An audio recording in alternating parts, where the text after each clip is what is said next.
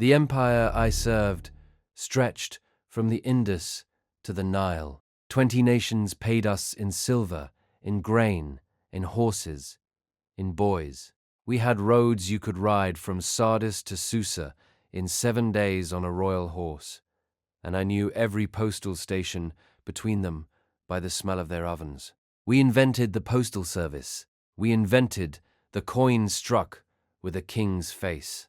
We invented the word satrap, which meant governor, which meant a man who trembled when a royal seal arrived. In the treasury at Persepolis, there were rooms of gold so heavy the beams sagged, rooms of silver, rooms of lapis, one whole room of pepper, because pepper was a tribute item, and nobody had thought what to do with that much of it. There were tablets there older than my grandfather, tablets of the rations paid to the men who built the walls, tablets of how much beer the stonemasons drank. A civilization is not a king. A civilization is the beer ration for the man who carved the lion. We believed this would last forever. Forever is a word scribes should not write. In the summer of the year we call the 5th of Darius, a letter came from Arbela. A Macedonian boy named Alexander had crossed the Granicus. He had broken a satrap's army. He had marched south. I met Alexander once, though he did not meet me.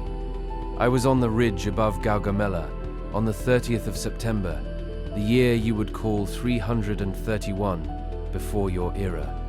The great king had chosen the ground himself, a plain so wide you could lose an army in it, flat enough for chariots, cleared of stones by the sappers. We had 250,000 men, Persians, Medes, Bactrians, Indians on elephants, Scythians with bows as long as a child is tall. Alexander had 47,000. You are thinking about the numbers. You are thinking this was a battle. It was not a battle. It was a decision, and the decision had been made 300 years earlier, and none of us knew it. In the night, our great king rode among the watchfires. Darius was a tall man. He had a voice that carried.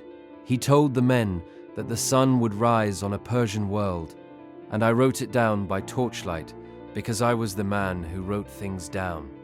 The sun rose. The Macedonians came on in a wedge. They did not break when the chariots came. The scythe chariots that we had sharpened for a week passed through their lines like a hand passing through smoke. Their lines opened for us and then closed behind us, and we were inside their mouth. I saw Alexander. He was on a black horse, 30 paces from my king. He had a helmet with 2 white plumes, and he was looking straight at Darius. I do not know what you have been told about courage. I can tell you that the great King of Kings, Lord of the 4 quarters, my king, turned his chariot and rode. There is a sound an army makes when it sees the king's back. I had never heard it before. I heard it once. It is the sound of 200 years of empire realizing it weighs nothing. The banner of the winged sun went down. 2 generations of men who had never run from anyone began to run. The immortals, who were 10,000 and were called immortals because when one fell, another replaced him from a list, broke and scattered. No list was going to fix this. I rode back to the royal chariot park. My hands were shaking so badly I could not untie the strap on my satchel. In my satchel, I had the day's tablets and 3 reed pens and a small clay pot of ink, the color of dried blood. I kept them. I have them still. We reached Arbela at sunset. The city gates opened for us because nobody yet knew we had lost. By morning they knew. The great king slept 4 hours and then ran again, east toward Ecbatana, toward anywhere. I went with him because I did not know what a scribe does when there is no empire to write for. I found out. In 30 days, the Macedonians walked into Babylon, and the priests of Marduk gave them the keys. In 60 days, they walked into Susa and counted 40,000 talents of silver and 9,000 talents of minted gold. That is not a number that belongs in a human sentence. It is enough silver to pay every man in the Macedonian army every day for 16 years. Alexander paid them in it. The silver that had flowed from 20 nations toward our treasury for 2 centuries spent itself in 10 minutes. We rode into Persepolis in January. The snow was on the mountains. The palace fires were lit because the great king had sent word ahead, and the great king was still the great king in the place he had been born. We walked through the gate of all nations. The winged bulls looked at us the way they had looked at my father and his father. They would never look at a Persian king again. Alexander came through the Persian gates in the passes. He came over the snow. The garrison that held the passes was cut down to the last man and the last horse. When I saw the first smoke, I was in the Apadana, making a copy of the tribute inventory, because somebody somewhere still thought inventory mattered. The smoke was from the treasury. They had rolled out the gold on 3,000 camels and 4,000 mules, and they were still carrying, and the Macedonians had the rest. That night, in the palace, Alexander held a banquet. I was not invited. I was 3 rooms away, hiding between a wall and a tapestry of the 4 quarters of the earth, and I could hear the laughter. A woman's voice said loud that the great king's palace should burn the way the Athenian Acropolis had burned 150 years ago. The drunk young king said yes. I took the ink pot. I took the ink pot because it was my father's. I did not take the gold, because gold is heavy, and I was 62 years old. I took the ink pot, and the 3 pens, and a bundle of tablets in a leather wrap. I walked out of the palace through the servants' corridor, the one the water carriers used, and I did not look back until I reached the olive grove on the southern slope. Then I looked back. The Apadana was a box of fire. The cedar roof beams, imported from Lebanon 200 years earlier, and still smelling of sap when the carpenters bored them, caught first. They threw flames the color of apricots against a black winter sky. The stone did not burn. The stone cracked. Stone cracks differently than wood. Wood gives you its sound, and then it is gone.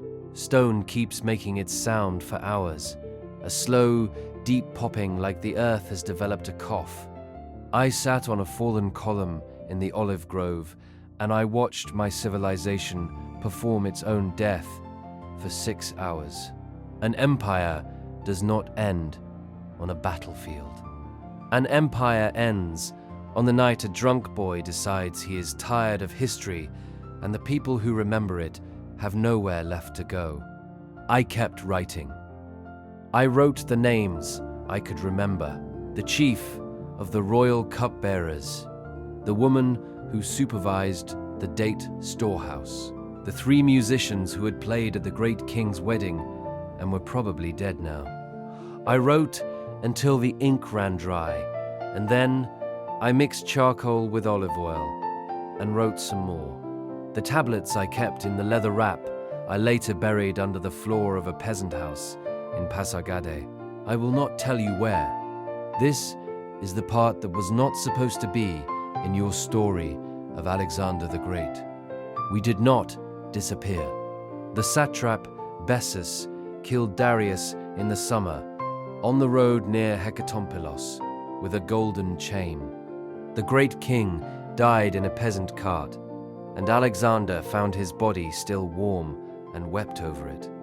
Or so the Macedonians say. I was not there. What I was doing was copying. every tablet I could find, in every storehouse that had not burned. I copied onto new clay and sent east with merchants, and west with sailors, and north with hill people who did not speak Persian, but who would keep a thing if you asked them to. A civilization is the beer ration for the man who carved the lion. The man who carved the lion is dead. The lion is dead. The beer is dead. The ration is an inventory number on a clay tablet the size of my palm. And if the inventory number survives, the civilization survives. Because somewhere, a child will ask why the number was 80 and not 100. And the answer is that one of the masons was sick that week. And the answer being possible is the civilization. I lived 20 years more. I taught my grandson to read cuneiform, and I taught my granddaughter to read Aramaic, and I taught them both to keep their mouths shut. We called ourselves Parsi, and we stopped calling ourselves an empire. The Macedonians took our word satrap. They took our roads. They took our postal service. They took the idea of a king who rules 20 nations by letting each nation be itself, and they called it their idea. Let them. The inkpot sits on my table as I write this. It is the color of dried blood. It is 240 years old and still has ink in the bottom. My grandson asked me once what it meant. I told him it meant that someone was here. You have seen the columns standing in the desert. Now you know what they are. They are what is left of the night a drunk boy burned a civilization, and a 62-year-old man walked out through the servants' corridor with an ink pot, a bundle of tablets, and 3 reed pens. You are reading this because he did. You are reading this because I did. The columns are not the monument. The monument is the tablet buried under the peasant house in Pasargadae, which I will not tell you the location of, and which is probably gone. The monument is that you remembered the word Persia.